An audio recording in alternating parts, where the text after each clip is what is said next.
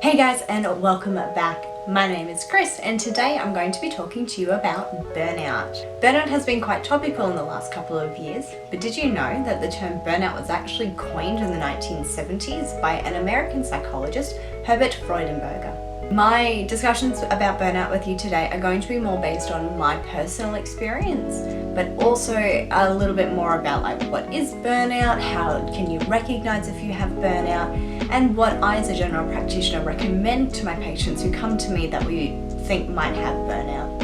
If you're interested, please keep watching.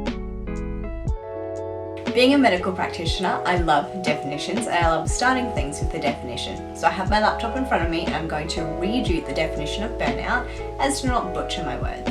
Burnout is a state of emotional, physical, and mental exhaustion characterized by excessive and prolonged stress. Mind you, burnout itself is not a medical diagnosis like something like anxiety or depression can be. That doesn't make it any less valid or any less real. Burnout can be categorized in 3 ways, and again, I'll read these out. Feelings of energy depletion or exhaustion, increased mental distance from one's job or feeling negative or cynical towards their job, and a reduced professional efficacy. So essentially, if you're finding that you are feeling low, wanting to avoid work, feeling cynical or negative about your job or your job circumstances, you may have burnout. There are several other signs of burnout, and again, I'm going to read you a couple. The demotivation and detachment from your work, depleted energy levels, detachment in your personal relationships, so now it's not just about work, but in your personal life as well. A pessimistic outlook on life, feeling unmotivated in all aspects of life, being less productive or motivated, getting sick easier or having a decreased resistance to illness, and generally feeling exhausted. Because it's not a medical diagnosis, there is no diagnostic criteria that you need to meet to be diagnosed with burnout, though again, it's not a diagnosis. But there are quite a few questionnaires out there, the MBI being the most famous, which can give you an indication of whether or not you're experiencing burnout. But honestly, if you're reading a list of signs and symptoms and you're thinking, yeah, that's me, potentially you're experiencing burnout. It is important to recognize it early. There is a significant overlap between depression and burnout. And if you are worried that you may not be in one category or another, or that you might be in both categories, or you want someone to talk to, please talk to your general practitioner. I personally find that they intertwine a lot. Now, I like to be a little bit more personal on this channel, for better or for worse, and I'm going to be telling you my burnout story. I'm going to be using a couple of terms about where I was in my life at the time, including the years of medicine and that sort of thing.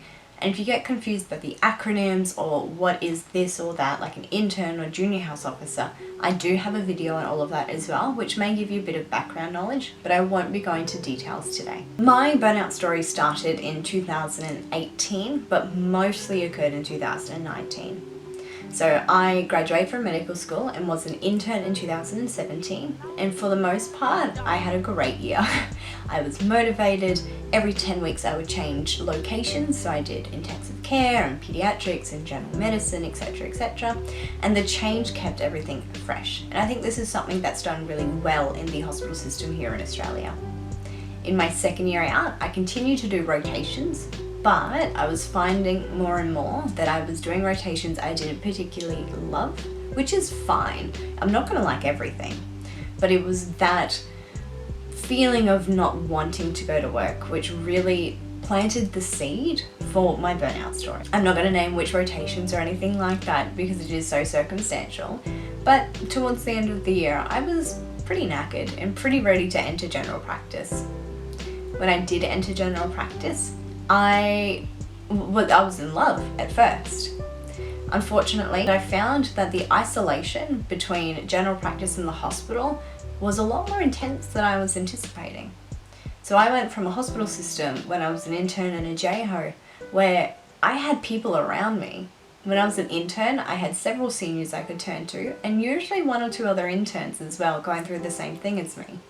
When I was a JHO, again, I had several people above me, and I also had a couple of people less experienced than I that I could help guide or I could pass things on to so that the team would continue to function. As a GP registrar, I had no one but myself. I did have seniors around me that I could bounce ideas off of, but they were doctors as well, working full-time hours like I was. So it was really hard to try and catch them in between consults and things like that because we were on our own schedules. That's not to say I wasn't surrounded by fantastic people. It's just harder. And it's something I don't think a lot of people realize when they go into general practice. You're in a room by yourself, making essentially all the decisions alone. Yep, you would have 20 to 30 people come into your room every day for, 10 to 20 minutes at a time. But it wasn't the same as having someone to bounce off. It wasn't the same as having someone to share your lunch with or to go through a difficult patient with together. It was just me in a room. At first, it was really daunting. Then I kind of got into the groove of it, and then I started to study. So for my fellowship exams, I was studying nearly 40 hours a week on top of working 40 hours a week. I know a lot of American doctors work crazy 80-hour weeks, if not more. So me saying, I work 40 hours a week and then 40 extra hours of study is probably not a lot. But this is in the context of my life and my circumstances. And I'm not belittling anyone who's had more or less than me. I started to study, and again, I was really motivated. I've always been pretty good at self-directed learning, but I was finding that in the morning, I didn't want to get up. And yeah, sure, I'm really much a night owl, so it's not unusual for me to struggle to get out of bed. But this was really different. This was, I don't want to get out of bed, period. Not just right now. That was probably the first sign that I was experiencing burnout. But the scariest sign I had was driving to work and thinking, if I got into a car accident, that would still be better than me going to work. And that's horrifying. Even admitting it out loud is scary. But that was a sign that I needed help. So I sought the help of my own general practitioner. A couple of other signs and symptoms that I had, not that there are signs and symptoms because it's not a diagnosis, was that I didn't have the energy for anything but work and study. I'm very lucky. I have a very supportive husband who knew what I was going through, and without him I probably wouldn't have eaten properly. I probably would have gotten behind on a lot of things and neglected myself a lot. That's not to say that you need to have someone, a significant other in your life, but as people we do need connections. Another circumstance in my story that is quite important to note is a lot of my friends had moved away from my location. I'm in a relatively small town that a lot of people come to for a couple of years and then leave. It's not unusual, it's quite normal. And a lot of the friends that I have are looking at doing specialties that require them to move to the big cities. And that's absolutely fine. I'm very comfortable where I am, being more of a country GP than anything. But it meant that I lost a couple of friends. And yeah, we write letters and we Facebook chat and we occasionally video chat on Skype or something like that, especially now in 2020, in the middle of the pandemic. But it was different. I lost not only the connections I had at work, but also my social life. So yeah, I burnt out. I remember sitting in a seminar, early days, probably my first or second year out, and a very experienced GP was speaking, and I have so much respect for her and she's so well respected in the community. But one of the things she said was that she didn't expect any of us in the room to burn out because we were too young and too early in our careers. I had kept that with me forever, and again, I hold no grudges, she's still amazing. But that really rubbed me the wrong way, and it gave me a lot of shame when I ultimately did burn out in my third year out of medical school.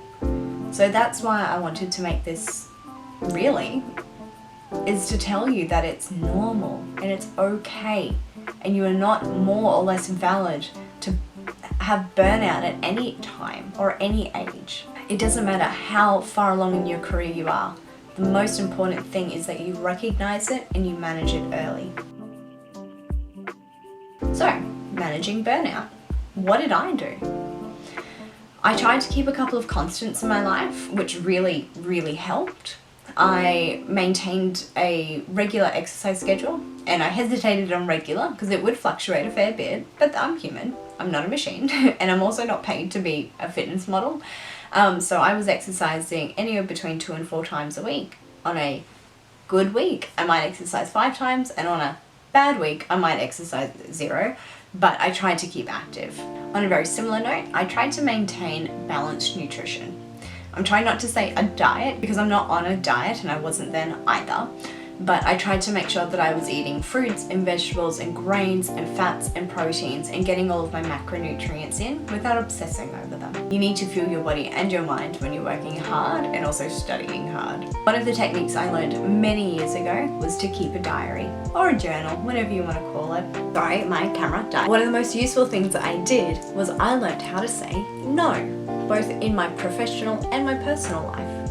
If I felt like it was going to be too much effort to do something and that I wouldn't get anything out of it, I learned to say no. And I learned to be very honest as well, because I'm very lucky that my friends understand burnout and understand the stress that I'm under. Telling people what I was going through helped a lot. Saying, look, I'm not in the right frame of mind right now was so much easier than saying no and then being questioned why and then having to come up with an excuse and whatnot. But if you're not in the position where you can be open and honest with the people around you about why you want to say no, don't feel like you owe anyone an explanation for anything. Something that I think helped to an extent was meditation. And I know I'm a health professional and I'm not overly excited about meditation. Trust me, I am. It's just something that I don't think works very well for me all the time. What I found very useful was guided meditation for sleep. When I stress, sleep is the first thing that goes out the window. And then I started craving chocolate. Guided meditation for sleep was really, really helpful, and I used a couple of fantastic apps. Again, I'm not backed by anyone. I have no vested interest in anything, but I did use the Headspace app, and that I still to this day use it when I'm highly stressed. Find something that works for you. That's the important thing. So what can you do if you're feeling burnt out? Don't be afraid to have a chat to your general practitioner. I know, classic GP telling you to talk to your doctor, but seriously, we are trained to not only recognize things like burnout, but to also differentiate them from things like depression and anxiety. They're so overlapped sometimes that it can be really, really hard. And sometimes the management options that we provide you will help with all three. Do not feel ashamed if you go and talk to someone on a psychological level, like a psychologist or a counselor. It doesn't mean you're crazy. It just means that you might need some guidance, figuring out what's going on up here. That's okay. You come to me for things that might not be working in your physical body. Why would you be ashamed talking to someone about your psychological body or your psychology? I know I could probably work that a lot better, but I'm going to go with it. It's true. Find an outlet that works for you, whether that be physical activity, baking, gardening, reading. Do something to vent your physical exhaustion out. And again, that's really weird, isn't it? I'm exhausted, why should I do something? But studies have found countless times that doing something that you enjoy increases endorphins, raises your immune system, and gives you generally better sleep and better motivation in life. And that's essentially the opposite of burnout. You want to feel motivated, you want to feel energized, and you want to be sleeping well. Something I am a big advocate for is keeping a journal or a diary. And it doesn't have to be, "Dear diary, today Jimmy said hi to me." It can be as simple as, today was bad, this happened, I don't know what I'm going to do about X, Y, and Z. Mum and Dad are doing this, I am not happy today. It can be as simple as that. Or it can be as intricate as you want it to be. Sometimes my entries are just keywords that are floating around my head. But again, getting it from up here to down there is sometimes the most helpful thing you can do. But don't be afraid to talk to your doctor or a psychologist about things that might be better suited for you. This is just what works for me. This is my story and general advice. Everything I'm saying is not going to fit everyone. Sometimes none of what I say is going to suit you, and that's okay. We're all different, and that's what makes us beautiful. Finally, I wanted to outline the importance of quote-unquote mental health days. These are days off that you take when you're not actually feeling physically unwell, but mentally are feeling exhausted. If you wake up and you think there is no way I can get out of this bed, I would rather cry, I would rather be sick, I'd rather be hurt, take a day off. If you're taking several mental health days in a short period of time, perhaps that's an indication that you need to talk to a professional, because that might be a sign of something else going on. But every now and again, if you find, I just need a day, whether it be a day on the couch, a day to do your housework, a day to do any sort of life maintenance, that's okay. If you talk to a doctor about it because you need a certificate for any days off, be open and upfront with us. We are more than happy to facilitate mental health days when you're honest. Even when you're not honest, we will facilitate them, but having that communication sometimes can open the doors to other things. If you come to me and you say, look, Doc, I just need a mental health day today, I'm going to ask, okay, why? If you want to tell me about it, great. If you don't, at least you know that there's someone there that you can talk to. It also helps that we keep the patterns. We think, every 3 weeks you're in here wanting a mental health certificate. What's going on? Mind you, when we give you a mental health day 6 certificate, it just says so-and-so is suffering from a medical illness and will not be able to work from this day to this day. It does not say so-and-so has a mental health illness, nor does it say needs a mental health day. That's up to you and your employer if you wanted to disclose. Again, guys, everything I'm saying is based on my personal experience and general advice. If you want advice for yourself in your own circumstances, I implore you to talk to your own medical professionals, but don't be afraid to reach out to your friends and family too. We as people need human connections to feel happy, whether that be a lot of the time or some of the time. When it boils down to it, we are sociable creatures, introverts, extroverts alike. If you found anything helpful in this video, let me know.